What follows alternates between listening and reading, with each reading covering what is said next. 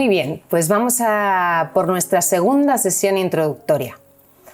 En esta sesión vamos a responder a una pregunta que me han preguntado tantas veces y que seguro que nos hemos preguntado tantas veces. ¿Son verdaderos estos primeros capítulos del Génesis?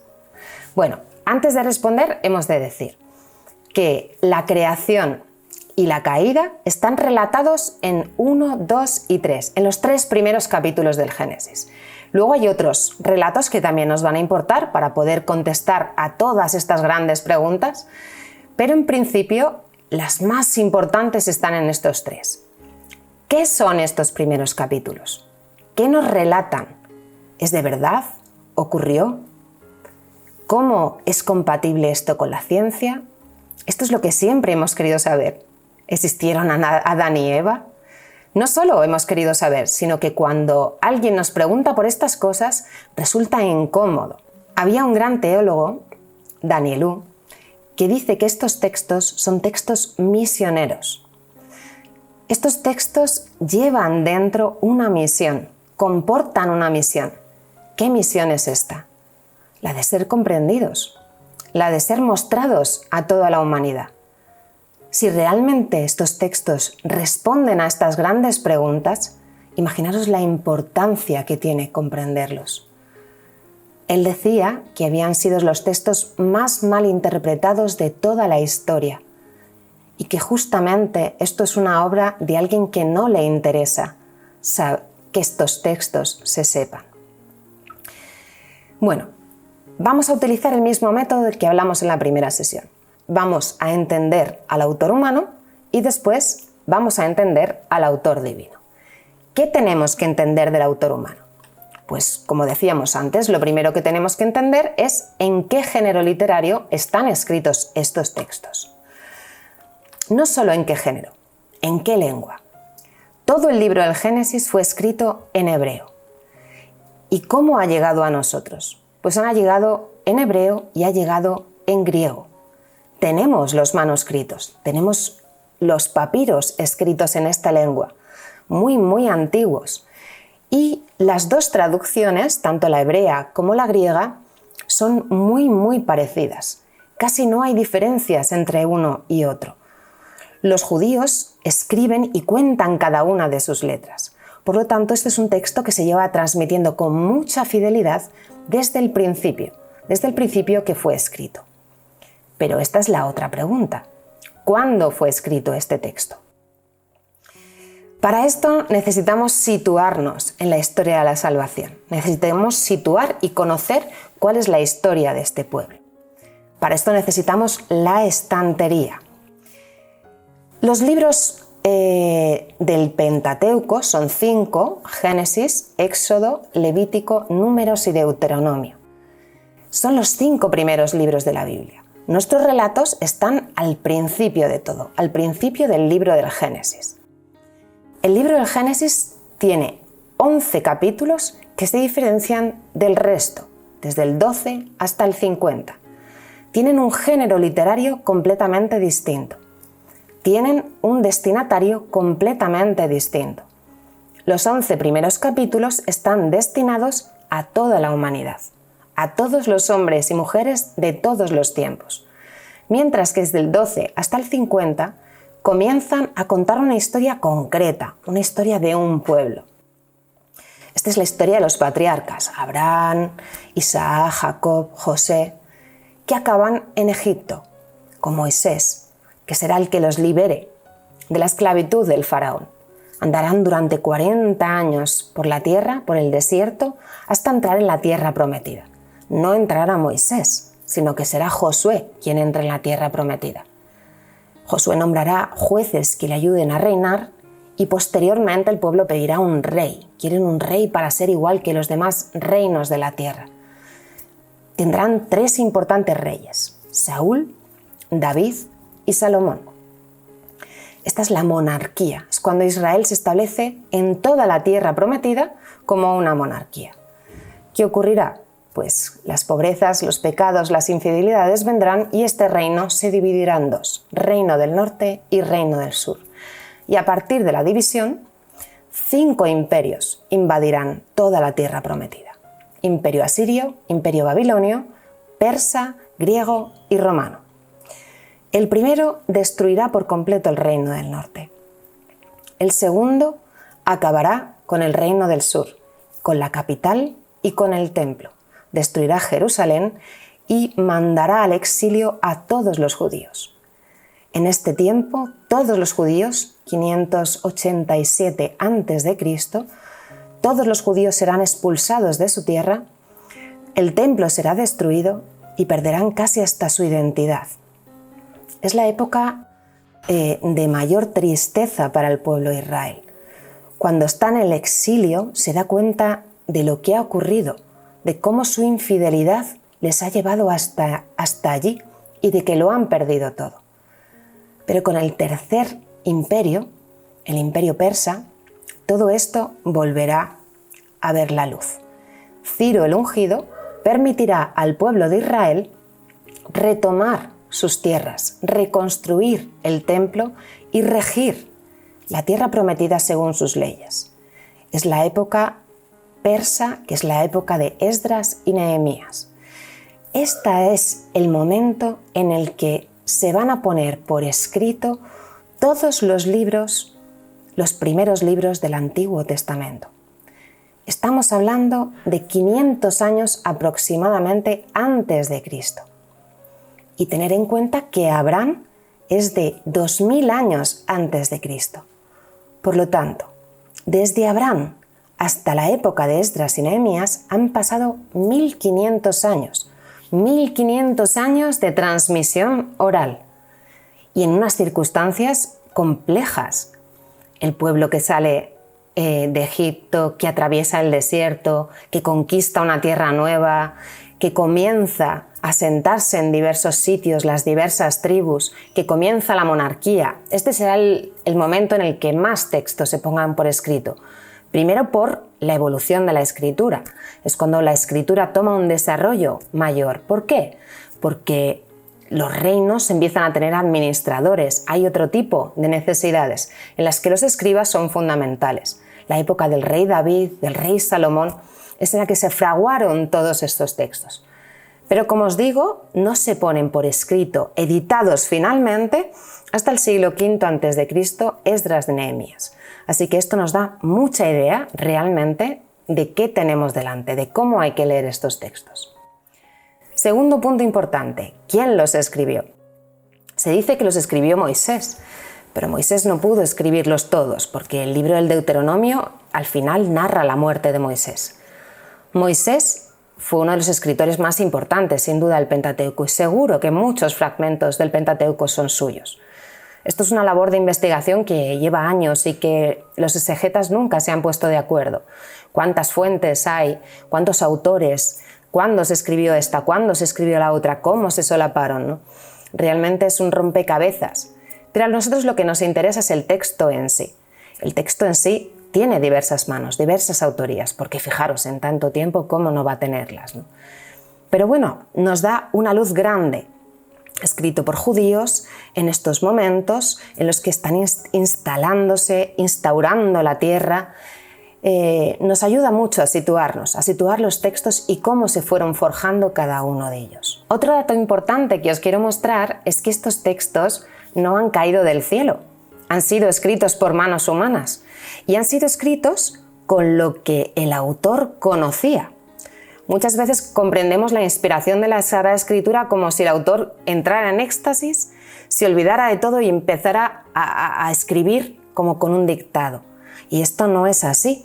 Dios, como hemos visto antes, a través del Espíritu Santo, ilumina al hombre, ilumina los conocimientos que el hombre tiene. En estos primeros relatos del Génesis vamos a encontrar muchas similitudes con otros elementos en otras culturas de aquella época. De hecho, tenemos varios fragmentos que nos hablan de creación del mundo, del mal, del origen del hombre. El primero se llama Atrahasis, es un manuscrito en acadio del año 1643 a.C. Otro es el Enuma Elis, un poema babilónico del 1200 a.C.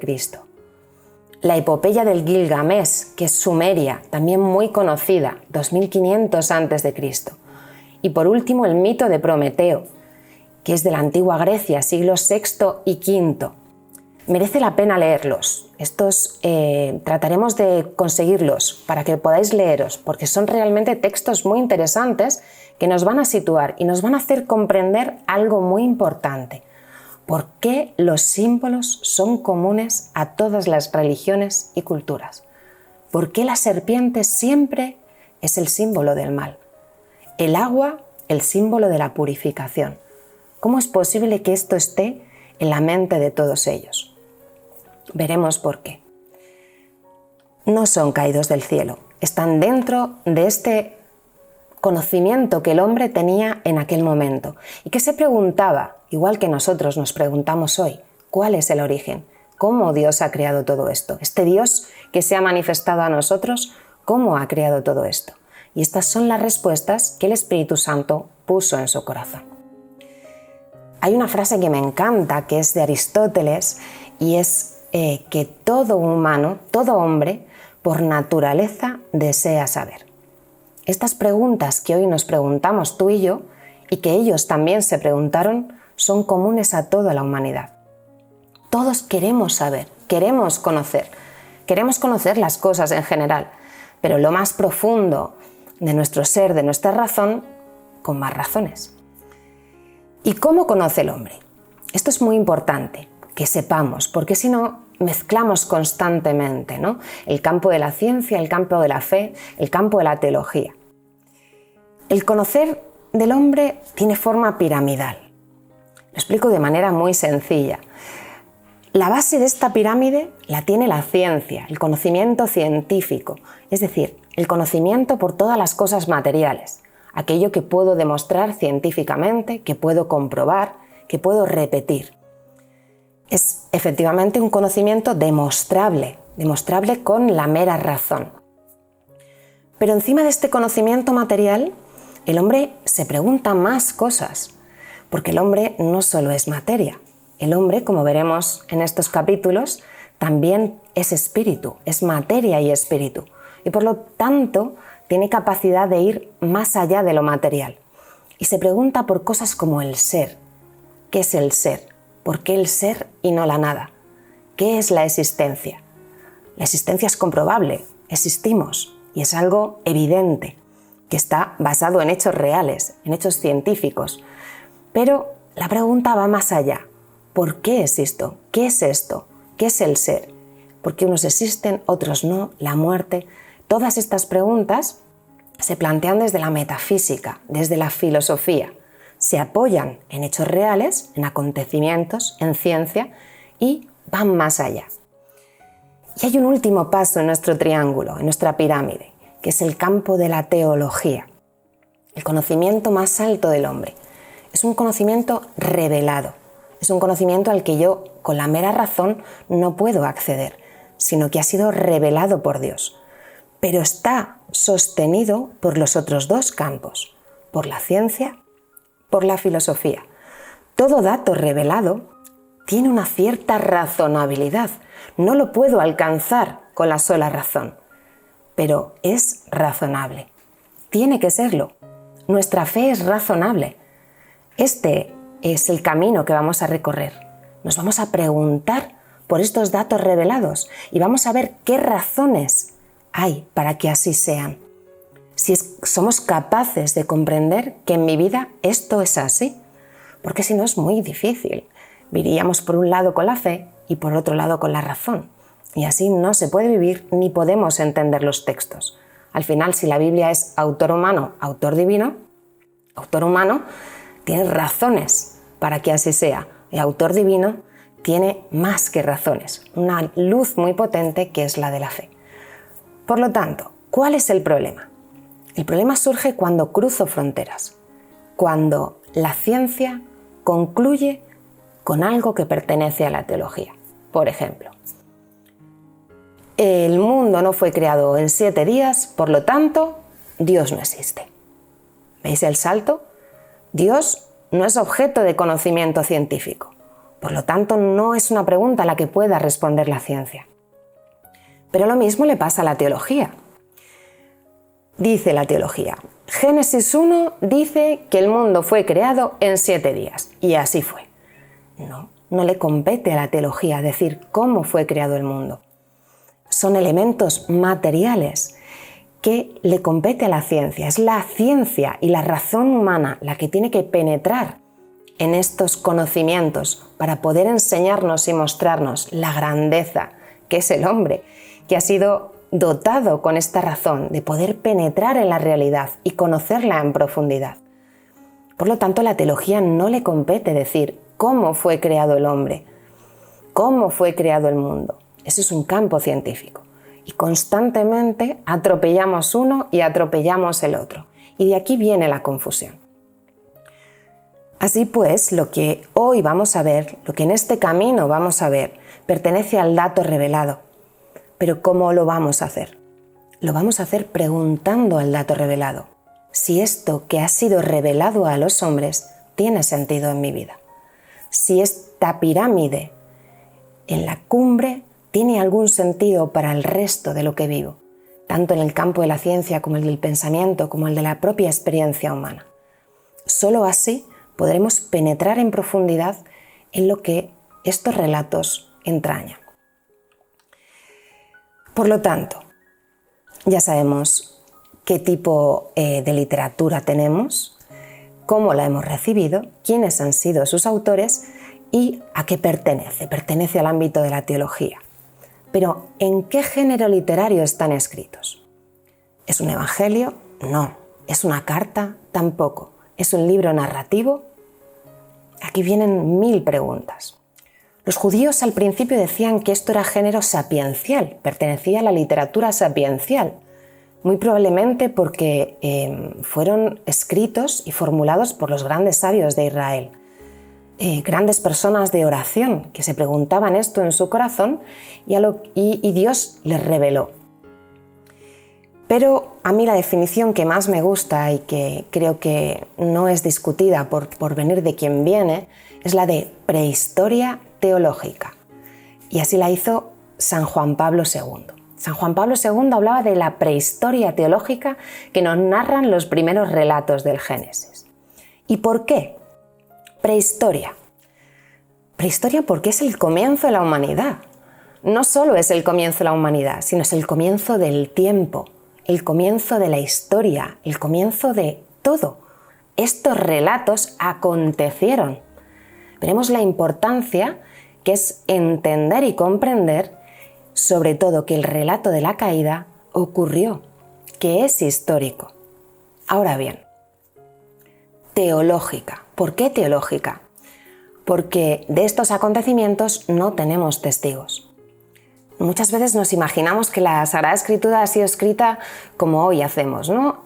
Como las noticias, rápidamente las ponemos en el ordenador, ¿no? Todo está al día, ¿no? No fue así. Nadie andaba tomando nota de lo que ocurría en cada momento, ¿no? Sino que fue transmitido oralmente, ¿no? Son historias que se transmitieron oralmente, pero que están iluminadas por el Espíritu Santo. Y por lo tanto, aunque no haya testigos, sí que hay una conciencia que va transmitiéndose de generación en generación. Pero son teológicas porque utilizan símbolos. Son acontecimientos que utilizan símbolos para expresarnos una realidad que va más allá de lo que nosotros podemos comprender. La simbología hoy en día está muy denostada porque parece que pertenece al ámbito infantil. Utilizamos símbolos o signos para explicar a los niños las cosas, los dibujos. Y no es así, y menos dentro de la Iglesia, y esto es muy importante que lo tengamos en cuenta. Todos nuestros sacramentos son signos. El pan y el vino son el cuerpo y la sangre de Cristo. El agua es el bautismo. La unción del Espíritu Santo con aceite, con signos que nos llevan a una realidad más allá y que los hombres necesitamos porque somos materiales y necesitamos materia para poder comprender. Partimos de la materia y somos capaces de elevarnos más para allá, pero necesitamos esta materia, necesitamos estos signos para poder adentrarnos en el misterio. Por lo tanto, todos estos relatos están transcritos como una simbología teológica, una revelación de Dios al corazón de esos hombres. No hay ninguna palabra que podamos interpretar literalmente, aunque todas ellas nos van a dar unos datos impresionantes.